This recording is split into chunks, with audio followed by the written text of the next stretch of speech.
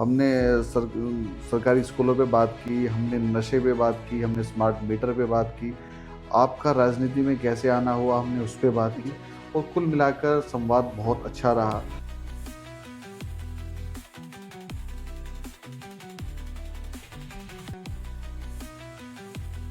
जब हौसला कर जाती है तो चींटी भी पहाड़ चढ़ जाती है। जब पतंग मन में ठान लेती है तो बादलों के पार जाती है। हवाओं का प्रतिरोध तय नहीं करता उसकी उड़ान, वो हौसला कर लेती है तो बस कर लेती है। माँ, बहन, बेटी का किरदार निभाने वाली में बड़ी शक्ति होती है। जब वो किसी चीज़ पे अड़ जाती है तो अड़ जाती है। नमस्ते भारत। आप सभी दर्शकों का पुनः स्वागत है आपके अपने YouTube चैनल संवाद की पॉडकास्ट सीरीज संवाद विद दीपक पवार। और आज हमारे साथ है एक ऐसी युवा शक्ति का विस्फोट, आयुषी टंडन, जिन्होंने अभी कुछ समय पूर्व पार्षद का चुनाव लड़ा और चुनाव भी ऐसा लड़ा कि नहीं लगा कि यह उनका प्रथम प्रयास है। क्योंकि जब मात्र शक्ति मन में कुछ ठान के आगे बढ़ती है तो वो फिर अद्भुत ही करती है। तो हमने उनके प्रयास को देखते हुए, सोशल मीडिया पे उनकी सक्रियता को देखते हुए हमने आयुषी जी से आग्रह किया कि आप संवाद के मंच पे आइए और जो जनता और जो मातृ शक्ति है उनको सबल देने का कार्य करें। तो आयुषी जी, आपका बहुत बहुत धन्यवाद और आभार हमारे आग्रह को स्वीकार करने के लिए और संवाद के पटल पर आने। आपने कुछ माह पूर्व जो चुनाव हुए थे, पार्षद मेयर के जो चुनाव थे, उसमें आपने पार्षद प्रत्याशी के तौर पर चुनाव लड़ा। जी बिल्कुल। निश्चित रूप से बहुत अच्छा चुनाव आपने लड़ा, बहुत सराहनीय चुनाव रहा। परिणाम पे नहीं जाएंगे, मैं बात करता हूँ तो मैं बात करता हूँ प्रयास की। प्रयास अद्भुत था, सराहनीय था, इसीलिए हमने आपसे आग्रह किया कि आप आइए। तो सबसे पहले जो मेरा सब अतिथियों से प्रश्न रहता है वो रहता है पृष्ठभूमि। तो पृष्ठभूमि नित्यांत आवश्यक हो जाती है ताकि मेरे दर्शक आपसे जुड़ सके। तो आप थोड़ा अपने पृष्ठभूमि के बारे में आप मुझे बताइए। दीपक भैया, आपका नमस्कार। मुझे संवाद में आमंत्रित करने के लिए। मैं बहुत ही मध्यवर्गीय परिवार से बिलोंग करती हूँ। ऐसा नहीं है कि बहुत मैं हाई फाई फैमिली से बिलोंग करती हूँ। मध्यवर्गीय परिवार के जो लोग, जो सदस्य हैं, वो किन परिस्थितियों से गुजरते हैं, वो चीज़ मैंने फील करी है, अपने ऊपर वो लागू हुई हैं। ऐसी दिक्कतों का सामना मैंने भी किया है। तो राजनीति का चुनाव आपने किया या राजनीति ने आपको अपने लिए चुना, या फिर आप किसी व्यक्ति विशेष से प्रभावित होकर राजनीति में आए? देखिए, जहाँ तक व्यक्ति विशेष की अगर मैं बात करूँ तो ज़रूर मैं अपने हस्बैंड से प्रेरित हुई हूँ राजनीति में चुनाव लड़ने के लिए, क्योंकि वो पिछले कई सालों से, लगभग 20-22 सालों से वो जनता के बीच में हैं, जनता की सेवा कर रहे हैं। तो उन्हीं से प्रेरित होते हुए मैंने चुनाव लड़ने का फैसला किया। तो वो जनसेवक हैं? बिल्कुल। चलिए, तो जब आपने पहला चुनाव लड़ा, उसका आपका एक्सपीरियंस कैसा रहा? एक्सपीरियंस मेरा बहुत अच्छा था। वोट भले ही मुझे कम मिले, लेकिन उस बीच मुझे जनता का प्यार, आशीर्वाद बखूबी मिला। और ऐसा नहीं है कि चुनाव हुए, लोग हमें भूल गए या हम लोगों को भूल गए। आज भी लोग हमें उतना ही प्यार करते हैं जितना चुनाव के दौरान मुझे उनका प्यार और आशीर्वाद मिला। और आज भी हम जनता के बीच उसी तरीके से हैं जिस तरीके से मेरे पति पिछले 20 साल से जुड़ते आए हैं, और उसी तरीके से मैं भी जनता के लिए बीच में उनके साथ कनेक्ट हूँ। तो जब आपने चुनाव लड़ा और परिणाम इच्छित स्वरूप नहीं रहे, निश्चित रूप से जब हम कोई चुनाव लड़ते हैं तो हमारा प्रयास जीत रहता है। तो आपके मन में कहीं ऐसा नहीं आया कि ये चुनाव तो असफल हो गया, अब मुझे वापस अपने लाइफ में चले जाना चाहिए? क्योंकि उसके बाद मैं देख रहा हूँ चुनाव के बाद आपकी सक्रियता और बढ़ी है। परिणाम, जीत और हार तो एक ज़िंदगी का हिस्सा है। यदि आप कोई चुनाव लड़ रहे हैं तो निश्चित रूप से या तो आपकी हार होगी या आपकी जीत होगी। मतलब उतना आप पहले से निश्चित थे कि भाई कुछ होगा? क्यों? उसका रीज़न ये है कि जनता ने जो हमें अपना भरपूर प्यार दिया है। क्योंकि जनता ही, जब आप चुनाव लड़ते हैं तो उस चुनाव की जो बीच की ताकत होती है वो जनता का प्यार और आशीर्वाद ही होता है। और उनके प्यार और आशीर्वाद ने ही मुझे आगे बढ़ने के लिए प्रेरित किया है। और ऐसा नहीं है कि चुनाव हम हार गए हैं तो हम आगे जनता से कनेक्ट नहीं रहेंगे। आगे भविष्य में और भी बहुत बड़ी चुनौतियां हमारे सामने आएंगी, और भी मौके हैं, और भी मौके आएंगे। ऐसी चुनौतियां अभी हमारे सामने आई हैं कि हम लोगों से प्रेरित हो रहे हैं। जनता हमें प्रेरित करिए कि आप आगे बढ़ो। अच्छा, चुनाव जो आपने लड़ा, जिन जनप्रतिनिधि के सामने आपने खड़े होने का हौसला किया, वो कई बार के जनप्रतिनिधि हैं। तो आपको भय नहीं लगा जब आपके आपके पति तो पहले से सक्रिय हैं राजनीति में, बिल्कुल। आपने बताया 20 साल से वो जनता के बीच में है, उनके लिए तो कोई प्रॉब्लम नहीं है, बट आप एकदम इस प्लेटफॉर्म में उतरे हो, राजनीति आपके लिए बिल्कुल नया है, पति के कहने पे उतरा, आपको भय नहीं लगा? आपने एक बार ये नहीं सोचा कि इतनी बार के जनप्रतिनिधि के सामने उतारने जा रहे हो तो क्या होगा? नहीं, देखिए भय लगने की बात तो इसमें कोई ऐसी बड़ी बड़ी बात है नहीं, क्योंकि मेरे जो सपोर्टिव है, मेरे बिहाइंड सपोर्टिव है, मेरे पति मेरे साथ खड़े थे। सबसे बड़ा सपोर्ट होता है आपके पार्टनर का, और पार्टनर के सपोर्ट के साथ साथ आपका जो सपोर्ट है वो सही के लिए सपोर्ट है। हमने कभी गलत के लिए कोई काम किया नहीं है, और ना ही हमने कभी गलत के विरुद्ध कोई जाकर काम किया है। चुनाव के दौरान आपको प्रतिरोध मिले या ये सब सरल सहज भाव में हो गया? नहीं, ऐसा ही चीज नहीं है। जब आप किसी युद्ध में, चुनाव एक तरीके से युद्ध ही तो है। हाँ, जब आप निश्चित किसी रूप युद्ध से। में जाते हो तो कई चीजें आपको आपके विरुद्ध भी मिलेगी और आपके पक्ष में भी मिलेगी। तो ज्यादा से ज्यादा अगर मुझे जो इस चुनाव में फील हुआ, वोट कम मिले, वोट कम मिलने के कारण बहुत ऐसे कई कारण थे जो मैं यहाँ नहीं बता पाऊंगी, लेकिन उस बीच मुझे जनता का प्यार ज़्यादा मिला। अगर मैं विरुद्ध की बात करूँ तो विरुद्ध तो मेरे जितने लोग मुझे प्यार करने वाले थे उससे कहीं मतलब कंपैरिजन नहीं है, कि बहुत कम लोग थे जो हमारे विरुद्ध में थे। अच्छा, हाँ तो ठीक है। ये तो प्रथम प्रयास था। बिल्कुल। और ऐसा है भी नहीं ज़रूरी कि आप प्रथम प्रयास में ही जो है टॉपर हो जाए। तो ये तो एक सीखने की प्रक्रिया है, और पहली बार में ही अगर सामने वाला कैंडिडेट को अच्छा मिल जाए ना तो ठीक रहता है। अरे पिछली बार तो उसको देख लिया था, ये छोटा मोटा इसको क्या इसको और भी ऐसे कई मौके आएंगे अभी हमारे इसको पास। तो और भी निपटा देंगे, चलो कोई बात नहीं। उसके अलावा शासन प्रशासन की चीज़ों से आप बड़ा भिन्नता रखते हैं, एक विरोधाभास मुझे नज़र आता है आपकी पोस्ट में कई बार।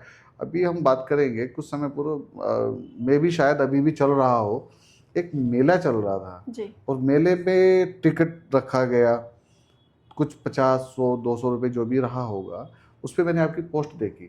उस टिकट से आपको क्या प्रॉब्लम है?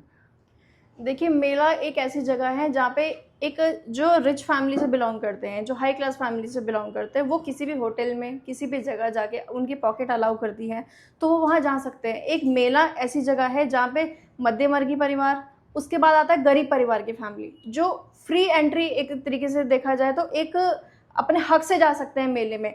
आज से पहले भी ऐसे बहुत से मेले हुए जहाँ पे कहीं एंट्री फीस नहीं ली गई। तो इस मेले में एंट्री फीस के आदेश किसने दिए? क्यों इस मेले में एंट्री फीस ली जा रही है? और यदि किसी मध्यवर्गीय परिवार को या गरीब परिवार को वहाँ जाना है तो उसे जाने से पहले वहाँ सोच विचार करना पड़ेगा। क्यों ऐसा क्यों? पहले यहाँ पे एंट्री फीस 50 रुपये रखी गई। हम जनता में कुछ बहुत से लोगों ने, जिसमें मैं भी शामिल थी, हमने भी विरोध किया। वो विरोध के बाद वो टिकट 20 रुपये कर दी गई। उसके बाद by one get one free कर दी गई। इसका मतलब वहाँ मनमानी चल रही है एक तरीके की, किसी का आदेश नहीं था कि यहाँ पे हम मेले में टिकट की एंट्रीज ली जाएंगी। तो ऐसा क्यों है? मेले जैसे आयोजन जो हैं ये आम आदमी के लिए होते हैं, और निश्चित रूप से अगर इसमें इस तरह के शुल्क लगा दिए जाएंगे तो कहीं ना कहीं मैं आपकी बात से जो समझ पा रहा हूँ, हम कहीं ना कहीं समाज को बांटने का काम कर रहे हैं। हम एक कैटेगरी बनाने का काम कर रहे हैं कि आप आइए, आपकी पॉकेट अलाउ करती है तो आप मेले में आ सकते हैं।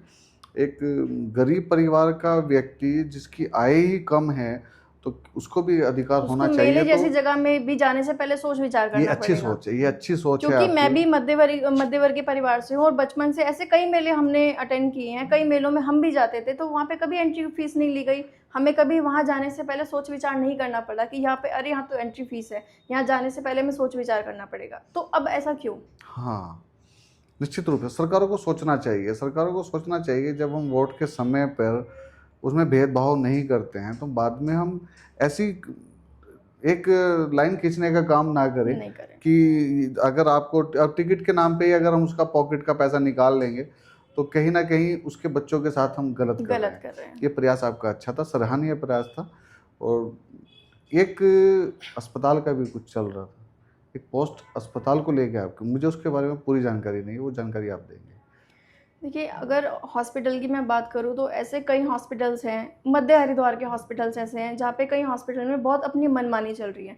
चाहे वहाँ के चार्जेस को लेके हो, चाहे वहाँ पे सुविधाओं को लेके हो। ऐसी कोई सुविधा हरिद्वार में प्राइवेट हॉस्पिटल के, आप सरकारी हॉस्पिटल भी ले लीजिए, वहाँ पे ऐसी कोई सुविधा नहीं है जो मध्यवर्गीय परिवार और गरीब परिवार के हित में हो।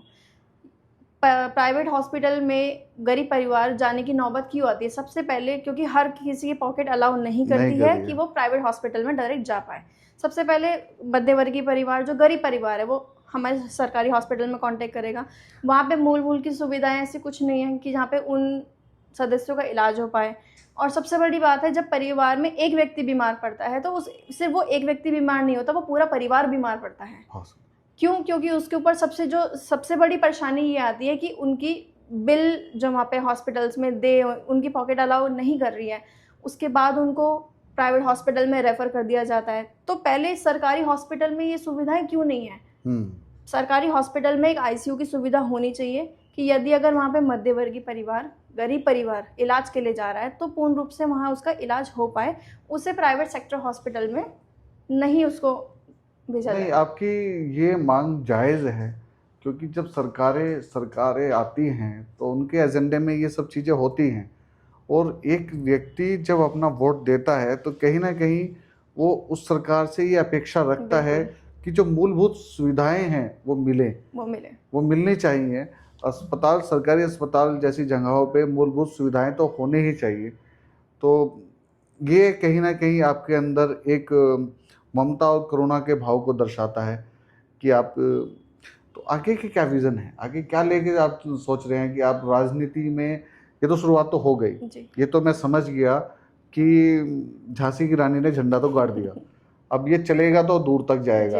आपके विज़न बताइए, आप कैसे युवाओं को अपने साथ जोड़ेंगे, कैसे मातृशक्ति को अपने साथ जोड़ेंगे, और भविष्य की राजनीति में और आज की राजनीति में। मैं एक साथ आपको 3 प्रश्न देता हूं, आप अपने अनुसार जवाब दीजिए। मेरा पहला प्रश्न है, भविष्य की राजनीति को लेकर आपके क्या विज़न है, कैसे आगे बढ़ेंगे, और आज की राजनीति में, आज की जो राजनीति है उसमें क्या मतभेद आप पाते हैं, और आप क्या चाहते हैं कि राजनीति का स्तर आगे कैसा हो? देखिए, सबसे पहला सवाल आपको जो था कि मेरी योजनाएं क्या हैं या मेरी आगे क्या विज़न है मेरा, तो विज़न मेरा हरिद्वार के लिए कुछ करने का है। यदि मुझे राजनीति के थ्रू नेतृत्व में कोई ऐसा पद मिलता है या मैं किसी ऐसे पद पे जाती हूँ, तो मेरा सबसे पहला विज़न ये है कि हरिद्वार को सरकारी अस्पताल में आईसीयू की सुविधा देना, जो सबसे मोस्ट इम्पॉर्टेंट पार्ट है। हर कोई नहीं वहाँ पे अलाउ कर सकता प्राइवेट सेक्टर में जाना। बिल्कुल। दूसरा ये है, हरिद्वार को नशा मुक्त बनाने का मेरा सेकंड विज़न रहेगा, क्योंकि युवाओं में अगर आप देखेंगे, छोटे छोटे बच्चे, हर गली गली में सूखा नशा बिक रहा है, हर गली गली में शराब बिक रही है।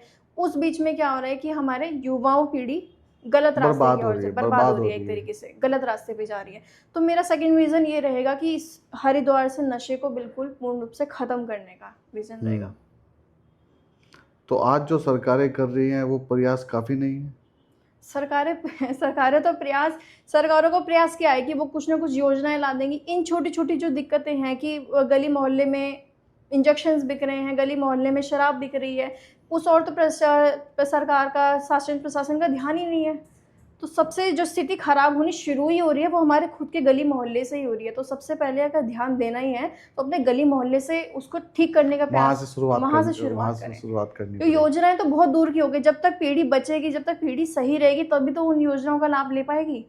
जब पीढ़ी ही की स्टार्टिंग ही खराब हो जाएगी तो फिर आप ऐसी योजनाओं का हम लोग क्या करें। अगर नशे को लेकर करें तो पिछले 23 साल से हमारे जनप्रतिनिधि जो है उनका आज तक सूखे नशे को लेके कोई भी स्टेटमेंट नहीं आया है कि हरिद्वार से सूखा नशा बंद होना चाहिए। गली मोहल्ले में हरिद्वार लगा हुआ है आयुषी जी नशे के खिलाफ। तो मैं देखता हूँ फेसबुक पे रोज नई नई मुहिम चली हुई है, सरकार की योजनाएं हैं, सरकार कह रही है कि हम नशे को बिल्कुल जड़ से खत्म कर देंगे। जड़ से खत्म होने के बाद भी गली गलियों में नशा बिक रहा है, ऐसी कौन सी मुहिम चला रही है सरकार? क्यों आज तक जो 23 साल के जनप्रतिनिधि रह चुके हैं, क्यों आज तक उनका कोई भी स्टेटमेंट नहीं आया कि सूखा नशा बंद होना चाहिए, शराब की बिक्री बंद होनी चाहिए? तो कौन सी मुहिम चला रही है सरकार? शराब कहाँ बिकती है? हरिद्वार में तो शराब कहीं मिलती ही नहीं है। शराब ड्राई एरिया है हरिद्वार। ड्राई एरिया सिर्फ दिखाने के लिए रह गया है हरिद्वार। आप रात को स्टेशन पे जाइए, मेरे खुद के जहाँ पे जो मेरा निवास स्थान है, गली गली मोहल्ले में जो शराब बिक रही है। मेरे पास ऐसी कई महिलाएं हैं जिनके फ़ोन आते हैं कि आप एक अभियान उठाइए कि यहाँ से नशा मुक्त कराने के लिए एक अभियान चलाइए। तो एक मतलब कहीं ना कहीं जनप्रतिनिधि का कि सबसे बड़ा रोल होता है, उनको भी कोई इसके अगेंस्ट कोई कदम उठाना चाहिए कि हरिद्वार से सूखा नशा बंद हो, शराब की बिक्री बंद हो। और सेकंड मेरा जो मेन मोटिव रहेगा रोजगार को लेके। रोजगार में क्या है, आजकल के लोग ऑनलाइन की तरफ ज़्यादा बढ़ रहे हैं। हाँ, ऑनलाइन कहीं ना शॉपिंग कहीं इससे व्यापारी वर्ग परेशान है। जी, व्यापारी वर्ग बहुत ज़्यादा परेशान है। अगर पहले से आज के कंपैरिजन में देखा जाए तो 70% जो है ऑनलाइन का दर बढ़ चुका है। क्यों? बहुत तो एक सेकंड में आपका आयुषी जी रोकना चाहूँगा। जी, मैं अपने दर्शकों को बता दूं कि एक बड़ी समस्या ऑनलाइन और जो आयुषी जी ने उठाई है ऑनलाइन को लेके, जो व्यापारी हमारे साथ हमारे सुख दुख में खड़ा रहता है, जो हमारी गली मोहल्ले का छोटा दुकानदार है, आज हम ऑनलाइन सामान खरीदने को गर्व महसूस करते हैं। और ये एक जनप्रतिनिधि होने के नाते आयुषी जी ने बहुत अच्छी पहल की है कि हमें ये करना चाहिए, क्योंकि जो दुकानदार जब हमारे घर में कोई समस्या आती है तो वो सबसे पहले आके खड़ा होता है, वो हमारे कंधे पे हाथ रखता है, वो व्यापारी नहीं हमारे घर का सदस्य है। और यहाँ मैं महसूस कर पा रहा हूँ एक जनप्रतिनिधि के मन में उसके प्रति स्नेह और जो भाव हैं, जो पीड़ा है, वाकई सराहनीय है। तो आप अपनी बात आगे बढ़ाइए।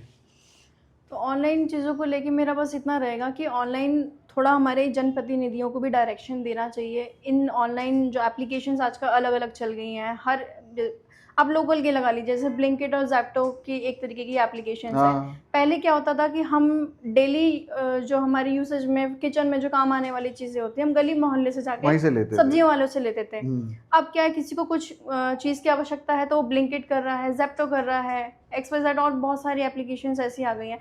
तो उससे कहीं न कहीं हमारे जो गली मोहल्ले में व्यापारी हैं, उनके काम पे बहुत इफ़ेक्ट पड़ रहा है। काम पे भी इफेक्ट पड़ रहा है। और कहीं ना कहीं जो मैं एक चीज़ जो महसूस कर पा रहा हूँ, इन सब चीज़ों से बढ़ने से कहीं ना कहीं हमारी सुरक्षा पर भी एक प्रश्न चिन्ह है। बिल्कुल, अगर कोई महिला घर में अकेली है और हम ऑर्डर करते हैं तो सामने वाला जो व्यक्ति सप्लाई लेके आ रहा है, आप उसके भाव को कैसे जानेंगे?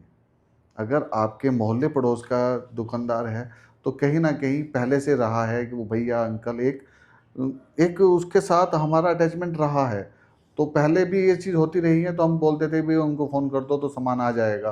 वहाँ सुरक्षा का भाव था। कहीं कहीं ना कहीं महिलाओं को की सुरक्षाओं को लेके भी ये प्रश्न चिन्ह खड़ा करने वाला है, क्योंकि मैं देख रहा हूँ कि रात को 10-10 11 बजे तक भी जेप्टो और ये ब्लिंकिट और ये सब फैसिलिटीज़ वाले घूमते रहते हैं। तो बहुत अच्छा प्रश्न आयुषी जी ने उठाया है। सरकारों को इस बारे में सोचना चाहिए, हमारे व्यापारियों के बारे में सोचना चाहिए, हमारी महिला शक्ति की सुरक्षा के बारे में भी सोचना चाहिए। तो बात करें अगर अभी रोज़गार की, तो रोज़गार को लेके हमारे हरिद्वार के व्यापारी या ऑल ओवर हरिद्वार के व्यापारी बहुत ज़्यादा परेशान हैं। क्यों हमारा व्यापार हरिद्वार को छोड़ के ऋषिकेश की तरफ ज़्यादा बढ़ रहा है? क्या कभी जनप्रतिनिधियों ने इस ओर ध्यान दिया? क्या कभी जनप्रतिनिधियों ने व्यापारियों की समस्या, जो उनकी दुविधा उनके मन में चल रही है व्यापार को लेके, वो समझने की कोशिश करी, वो सुनने की कोशिश करी? क्या वो चुनाव के बीच से वोट लेने के लिए आते हैं, उसके बाद व्यापारियों को भूल जाते हैं कि व्यापारी कहाँ है, व्यापारी क्यों परेशान हो रहा है हमारा, या व्यापारी किस उत्पीड़न से इस चीज़ को फेस कर रहा है अभी? हरिद्वार का व्यापार जो है वो यात्रियों पर निर्भर करता है। हाँ, और निश्चित कहीं रूप ना से। कहीं हरिद्वार में जो यात्री ने तो परसेंटेज बहुत कम हो गई है, तो हरिद्वार के यात्री अब ऋषिकेश की ओर डाइवर्ट हो रहे हैं। तो ऐसा क्या कारण है कि हरिद्वार को छोड़ यात्री ऋषिकेश की तरफ डाइवर्ट हो रहे तो हैं? कहीं ना कहीं आप ये कहना चाह रहे हैं कि हरिद्वार के को हम सही तरीके से प्रमोट नहीं कर पा रहे हैं। बिल्कुल, अगर सही तरीके से प्रमोट कर पाते तो हरिद्वार के जो यात्री आने चाहिए यहाँ पे, वो ऋषिकेश में क्यों डाइवर्ट होते? तो कहीं ना कहीं यहाँ पे सुविधाओं की ऐसी दिक्कतें हैं। तो किस तरह की सुविधा आप चाहती हैं कि यात्रियों को लेके क्या क्या सौंदर्यकरण की कुछ समस्याएं हैं? सफाई व्यवस्था हो गई आपकी, यात्रियों को मैनेजमेंट की समस्या हो गई है। यात्री अगर यहाँ पे आता है तो उसको मैनेज करने के लिए कोई शासन प्रशासन एक्टिव नहीं है, कोई जनप्रतिनिधि इस पे बात नहीं करना चाहता है। तो ऐसा क्यों? और सबसे बड़ी चीज़, हरिद्वार में जब यात्री एंट्रेंस करता है तो एंट्रेंस पे कोई मार्गदर्शन नहीं है कि आप हरिद्वार में, या एंट्रेंस का कोई वहाँ बोर्ड लगा हो। तो हाँ, इस और मतलब भी कहीं कहीं ना जनप्रतिनिधि कहीं को, हम हरिद्वार को लेके जिस तरह का हमें प्रचार प्रसार करना चाहिए तो उस निश्चित रूप तरीके से से वो नहीं हो पा रहा। नहीं हो पा रहा है। तो इस और भी जनप्रतिनिधियों को थोड़ा सा ध्यान देना चाहिए, ऐसा मुझे लगता है। आयुषी जी, कुछ समय पूर्व मैं आपका एक विरोध देख रहा था स्मार्ट मीटर को लेके, तो कहीं ना कहीं मेरे मन में सवाल आता है, कहीं ये विरोध आपका विकास को लेके तो नहीं है? आपको किससे प्रॉब्लम है? स्मार्ट मीटर से प्रॉब्लम है या सरकार जो विकास करना चाह रही है उससे प्रॉब्लम है? देखिए, हमें सरकार के विकास से प्रॉब्लम नहीं है, हमें एक्चुअली जो प्रॉब्लम है वो कहीं न कहीं स्मार्ट मीटर से ही है। तो स्मार्ट मीटर्स में क्या प्रॉब्लम है? स्मार्ट मीटर लगने के बाद अगर आप देखेंगे तो उसके जो बिल की अमाउंट जो आ रही है वो बहुत हाई क्वांटिटी में आ रही है। अच्छा। तो वो अभी जो करंटली हमारे घर में डिजिटल मीटर लगे हुए हैं, वो स्मार्ट मीटर से अगर हम कंपेयर करें तो उसके बिल कहीं ज़्यादा है, और कहीं न कहीं वो मध्यम वर्गीय परिवार, एक रिच फैमिली उसको शे में भी अफ़ोर्ड कर सकते हैं, लेकिन एक मध्य वर्गीय परिवार और गरीब परिवार, कायदे से अगर इस देखा जाए तो ये सुविधा सभी के ऊपर लागू होगी, ऐसा नहीं है। तो आयुषी जी, मैं आपके यहाँ पे एक प्रश्न को से थोड़ा सा, रिच परिवार और मध्यम परिवार कुछ नहीं होता है किसी भी सरकार के लिए। कल आपको कोई दायित्व मिलता है और आप सरकार का कुछ हिस्सा बनती हैं, जी। तो आपकी जो जो आपकी सुविधाएं हैं, क्या उनके मापदंड ये रहेंगे कि रिच परिवार के लिए स्मार्ट मीटर दे दो, नीचे वाले को डिजिटल दे दो और इससे कम वाले को फ्री कर दो, या सबके लिए इक्वल रहेगा? देखिए, सबके लिए अगर सरकार कोई सुविधा लाई है तो ज़ाहिर-सी चीज़ है वो सबके लिए इक्वल सबके ही लिए रहेगी। एक ही रहनी लेकिन चाहिए। मेरा सिर्फ़ उद्देश्य इतना है कि अगर सरकार कोई योजना लेके आ रही है तो वो सबके हित में रहकर सोची जाए। हम्म। ऐसा ना हो कि अब एक तरफ़ा है कि आप जो अच्छी फैमिली से बिलॉन्ग करते हैं वो ईज़िली उसको यूज़ कर रहे हैं, ईज़िली उसको मेंटेनेंस दे रहे हैं या बिल उसके पेड कर रहे हैं। तो कहीं न कहीं मध्यवर्गीय परिवार को और गरीब परिवार को, जो उससे नीचे प्रॉब्लम स्तर हो के, रही है। उससे कहीं न कहीं बहुत दिक्कतों का सामना करना तो पड़ेगा। स्मार्ट मीटर के लिए तो स्मार्ट मीटर तो कम से कम उसकी स्वीकृति के बाद ही लगाए जा रहे होंगे। देखिए, स्वीकृति की बात करें तो ये तो सिर्फ़ एक सरकार की मनमानी चल रही है। स्वीकृति किसने दी? क्या आप जिस जनता के बीच में रह रहे हैं, क्या जनता ने उसकी स्वीकृति दी? क्या उसके लिए जनता तैयार है? आप देखेंगे तो सोशल मीडिया पे ऐसे कई लोग हमारे मेरे नॉन में भी हैं जिन्होंने विरोध किया है स्मार्ट मीटर का। तो जब जनता ही तैयार नहीं है तो आपकी कहीं एक ऐसा माहौल तैयार हो जा रहा है कि हम अगर किसी नीति का विरोध करते हैं सरकार की, तो कहीं ना कहीं हम राष्ट्र विरोधी कहलाए जाने लगे हैं। तो हमें सरकार की नीतियों को समझना भी पड़ेगा। बिल्कुल, मे बी अगर हाँ उसमें कुछ ऐसा है जो जनता के हित में नहीं है, तो उसका विरोध होना चाहिए। क्योंकि बिल्कुल होना चाहिए। विरोध होना, मैं अपनी भाषा में अगर बात करूं तो करना जीवित होने का प्रमाण है। जैसा अगर कि आपने अगर अगर हमने या महात्मा गांधी जी ने अंग्रेजों के का विरोध नहीं किया होता, तो हम और आप आज बैठ के यहाँ पॉडकास्ट नहीं कर रहे बिल्कुल, होते। आज की परिस्थितियाँ बहुत भिन्न होती। तो हमारे पूर्वजों ने, हमारे स्वतंत्रता सेनानियों ने, हमारे फ्रीडम फाइटर्स ने जो विरोध किया उसी का परिणाम है कि आज हम और आप यहाँ इतने सहज भाव से स्वतंत्रता के साथ हम बैठ के पॉडकास्ट कर पा रहे हैं। बिल्कुल। तो अगर सरकारें ये सोचने लगें कि विरोध होना ही नहीं चाहिए, तो वो सबसे गलत है। बिल्कुल गलत है। और मेरा मानना यही है, जहाँ चीज़ आपको कुछ गलत लग रही है तो आप उसका विरोध खुल के करिए। जैसा कि आपने कहा कि विरोध करना एक जीवित होने का प्रमाण है। इसी को लेके अभी कुछ दिन पहले मैंने पोस्ट भी डाली थी कि अगर आप विरोध करना नहीं जानते, आपको विरोध करना ही नहीं आता या बिल्कुल आप मौन होके बैठ जाएंगे, तो मेरे नज़रिए से तो आप बिल्कुल, तो विरोध जहाँ आपको गलत लगे उस चीज़ का विरोध करें, खुल के करें। सरकार को ऐसा नहीं है कि सरकार योजना ला रही है तो सरकार को बिल्कुल ही अपनी और मनमानी करने का हक है। दोनों चीज़ें निश्चित रूप से होनी चाहिए। सिर्फ विरोध की बात नहीं करेंगे, मैं बात करूंगा सराहना की भी। आप पक्ष में हो या विपक्ष में हो, आप सरकार के साथ हो या सरकार के विपक्ष में हो, पर सरकार की अच्छी योजनाओं को भी हमें सराहना भी करनी चाहिए। बिल्कुल, तो मेरा आपसे ये आग्रह रहेगा कि अगर सरकार की कुछ योजनाएं अच्छी हों तो आप उस पर भी प्रखरता से बात करें, उसके साथ भी जनता के साथ संवाद करें, उसके साथ उसको जोड़ने का भी आप कार्य करें। क्योंकि सरकार किसी एक व्यक्ति की नहीं है, सरकार जनता की जनता की है, और बिल्कुल। ये लोकतांत्रिक व्यवस्था है, हमारे द्वारा चुनी हुई सरकार है। और इस सरकार में मैं हमेशा बोलता हूँ कि राजा जो है वो सरकार नहीं है, हम हैं। जो बिल्कुल, प्रजातंत्र है ये प्रजातंत्र है। हम जो वोटर हैं, हम सरकार बनाते हैं, तो हमारे पास पूर्ण अधिकार है। लोकतंत्र में इसको बोलते हैं अभिव्यक्ति की आज़ादी। हमारे को ये आज़ादी हमारा संविधान देता है कि हम प्रखरता से अपनी बात रख सकें, हम अपना सवाल पूछ सकें। और ये सवाल जनप्रतिनिधि नहीं, चाहे छोटे से छोटे प्रतिनिधि की बात करने को छोड़ो, मैं बात करूंगा माननीय प्रधानमंत्री नरेंद्र मोदी जी। अगर मुझे उनसे भी कोई सवाल करना है तो मेरा लोकतंत्र मुझे इसकी इजाज़त देता है। पर अभिव्यक्ति की आज़ादी के नाम पे हम कुछ ऐसा ना करें कि वो किसी का या राष्ट्र की या किसी पद प्रतिष्ठा की गरिमा को खंडित करे। हमें उससे बचना होगा।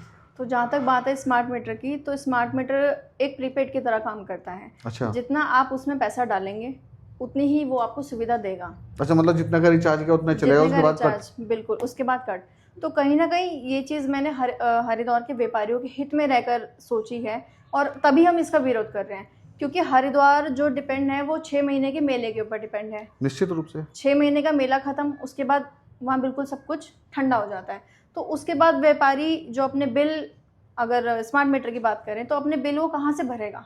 क्योंकि जहाँ तक रिचार्ज किया वहाँ तक हमें सुविधा मिली, उसके बाद वो कट आउट हो जाएगा। हाँ, कई बार क्या होता है, हम बिल देने में देरी भी हो जाती है। देरी भी हो जाती एक है। दो महीने नहीं हुआ, चलो एक दो महीने बाद हमारे पास काम हुआ तो हमने ऐसा तब कर दिया। व्यापार है, और जो लोग वर्किंग है, जो सिर्फ सैलरी पर डिपेंड है, कई बार ऐसा कुछ हमारे मंथली एक्सपेंसेस होती है, तो कुछ खर्चों के लिए हम या इन चीज़ों के लिए नहीं बचत हो पाती है। तो क्या वो तब तक व्यापारी और जो हमारे हरिद्वार के मध्यम वर्गीय परिवार के लोग हैं, क्या वो अंधेरे में रहेंगे? इस चीज़ को लेके ही मैंने इसका विरोध किया है।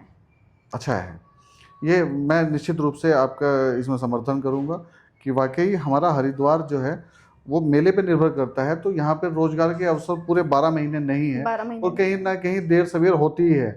क्योंकि एक आम आदमी को हमेशा अपने पैसे को मैनेज करना रहता ही है। बिल्कुल। सबकी स्थितियाँ एक जैसी नहीं है। आज बच्चे की फीस जमा करनी है इस महीने नहीं, चलो बिजली का अगले महीने कर ऐसी बहुत देंगे। सारी चीज़ें तो हैं। ये यहाँ तक मैंने नहीं सोचूंगा, और मैंने नहीं यहाँ तक सोचा था। आपका धन्यवाद ये बताने के लिए कि ये एक इसके परिणाम गंभीर हो सकते हैं। जी बिल्कुल। तो सरकारों को इसके बारे में सोचना सोचना चाहिए, चाहिए। सोच विचार करना चाहिए, व्यापारियों के हित में रह के, मिडिल क्लास फैमिली को हित में रख के। तो इन सभी योजना है तो सभी के लिए और सभी के हित में रह के सोचना चाहिए। बिल्कुल, आयुषी जी, मैं एक चीज़ लगातार पॉडकास्ट के मैं नोटिस कर रहा था कि जब भी आप बात कर रहे हो तो मध्यम वर्गीय ये शब्द आपने बहुत टाइम, मतलब बहुत समय बार बार आपने ये शब्द यूज़ किया। तो क्यों मध्यम वर्गीय परिवार को लेकर आप इतना क्यों सोच रहे हो? देखिए, मध्य वर्गीय परिवार को लेके मेरा हित मैं इसलिए हूँ क्योंकि मैं भी एक मध्य वर्गीय परिवार से ही बिलोंग करती हूँ। क्योंकि मध्य वर्गीय परिवार को अपने बच्चों को पढ़ाई में, लिखाई में, उनके रोजगार के लिए, क्योंकि सबसे पहला स्टेप होता है हम बच्चे की पढ़ाई का। आजकल आप देखेंगे कि प्राइवेट जो हमारे स्कूल्स हैं वहाँ पे मनमानी चल रही है किताबों को लेके, प्राइवेट स्कूलों की फ़ीस को लेके। वो हर मध्य वर्गीय परिवार अफोर्ड नहीं कर सकता है, क्योंकि मेरे भी जीवन में ऐसी समस्या आई है कि मुझे तो हम अपने पढ़ाते क्यों हैं? फिर हम सरकारी में क्यों नहीं पढ़ाते? सरकारी, आप बताइए, हरिद्वार में सरकार ने ऐसा कौन सा सरकारी स्कूल ओपन किया है मध्य वर्गीय गरीब परिवार के लिए, जहाँ अब उनके बच्चे एक अच्छी शिक्षा ले पाएँ? ऐसा कौन सा स्कूल दिया है सरकार ने? सोचने तो का सरकार विषय है। को एक मध्य वर्गीय परिवार के लिए सोचना चाहिए, जहाँ पे उनके बच्चे एक अच्छी शिक्षा ले पाए, क्योंकि बच्चे का पहला ही स्टेप है शिक्षा। जब वो वहाँ से ही मजबूत बनेगा तभी तो वो आगे बढ़ेगा। क्योंकि मैंने भी ये चीज़ फेस करी है, प्राइवेट सेक्टर के स्कूलों में अपनी बखूबी मनमानी चल रही है। वहाँ पे हर कोई फैमिली नहीं उनका बजट एग्री करता अलाउ है, करता है, बजट अलाउ करता है, सही बात बजट है। नहीं अलाउ और करता फिर उनका। भी एज ए पेरेंट्स ये रहता ही है सबका कि हम अपने बच्चे को उच्च शिक्षा दें। तो वो कहीं तो ना हर कहीं हर यही है कि पेरेंट्स का सरकारी रहेगा। तंत्र में जो सरकारी व्यवस्थाएं हैं उसमें अगर उस तरह की फैसिलिटीज़ हमें मिल जाए तो एक मध्यम वर्गीय भी चाहेगा। ऐसा नहीं है कि वो भी चाहता है कि मैं वहाँ पे पढ़ा सकूँ। बिल्कुल। तो कहीं ना कहीं ये अच्छा प्रश्न था आपका कि हमें उस तरह की फैसिलिटीज़ देनी देनी चाहिए। चाहिए। जब हम बात करते हैं कि कई बार एक प्रश्न ये आता है, और बड़ी रूढ़ता के साथ कई बार प्राइवेट स्कूल्स में मैंने सुना है कि बोल देते हैं फिर यहाँ पे पढ़ाना क्यों है, पढ़ाना किया, और और ड्यूरिंग एग्जाम्स उनके बच्चों के एग्जाम्स में बैठने से मना कर दिया मना जाता कर है। देते हैं। कहीं ना कहीं वो बच्चा कितना हीन भावना से ग्रसित होता है वहाँ पे। हीन भावना से ग्रसित होता है। दूसरा, हमारा बच्चा टैलेंटेड है, और इस चीज़ का जो इफेक्ट पड़ता है कहीं ना कहीं वो हमारे बच्चे के मानसिक रूप से उसको डिमोटिवेट करता है।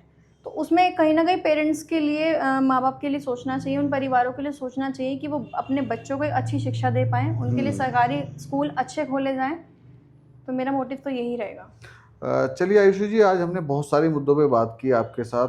बहुत अच्छा संवाद रहा। हमने सरकारी स्कूलों पे बात की, हमने नशे पे बात की, हमने स्मार्ट मीटर पे बात की, आपका राजनीति में कैसे आना हुआ हमने उस पर बात की। जी। और कुल मिलाकर संवाद बहुत अच्छा रहा। बस मेरे तरफ से तो ये है कि मेरी ओर से और संवाद की ओर से आपको आपके भविष्य के लिए अग्रिम शुभकामनाएं। मैं चाहूँगा कि आप जैसे जनप्रतिनिधि और आएँ, क्योंकि जब युवा राजनीति में आएंगे, और युवाओं में भी मैं बात कर रहा हूँ मातृशक्ति की भागीदारी।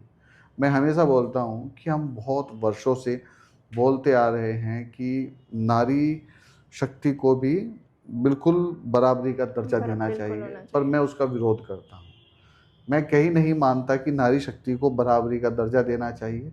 मैं मानता हूँ कि हमें नारी शक्ति को आगे करना होगा। वो माँ है, वो जननी है, वो बहन है, वो बेटी है। तो कहीं न कहीं जब सृष्टि पे पुरुष का निर्माण हुआ, तो उससे पहले माँ शक्ति का निर्माण हुआ। तो अब समय है कि हमें कहना होगा कि पहले आप। जी। तब ये राष्ट्र एक अलग दिशा की ओर जाएगा। और आज नारी शक्ति अद्भुत पराक्रम और साहस हमें देखने को मिल रहा है। अभी कुछ समय पूर्व हमने मिशन सिंदूर के दौरान देखा कि नारी शक्तियों ने अपने साहस का परचम लहराया। और नारी शक्ति की भागीदारी काफ़ी समय से राजनीति में भी बढ़ती जा रही है, और निश्चित रूप से ये बढ़नी भी चाहिए। क्योंकि जब एक नारी शक्ति सोचती है तो वो उसके जो मन के भाव हैं, उसके अंदर जो वात्सल्य है, उस वात्सल्य से वो सोचती है, वो करुणा भाव से सोचती है। वो जब बात करती है मध्यम वर्गीय, तो वो याद करती है अपने पूरे जीवन के वृतांत को, जो मध्यम वर्गीय होने के दौरान उसने महसूस किया है।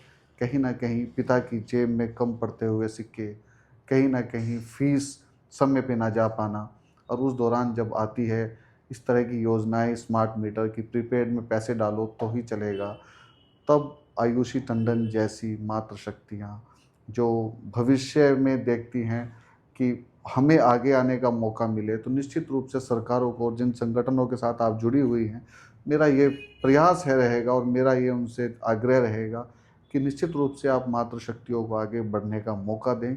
और ये मैं हमेशा बोलता हूँ, जो बेटियाँ हैं वो बेल जैसी होती हैं, इनको ज़रा सा सहारा दो तो ये आगे बढ़ जाती हैं। तो बहुत सुंदर संवाद रहा आज आयुषी टंडन जी के साथ हमारा। तो इसी के साथ, जैसे मैं अक्सर बोलता हूँ कि आप जुड़े रहिए पॉजिटिव विचारों के साथ और अपने बच्चों को जोड़ कर रखिए संस्कारों के साथ। मिलते हैं अगले पॉडकास्ट में किसी एक नए अतिथि के साथ। तब तक के लिए नमस्ते भारत।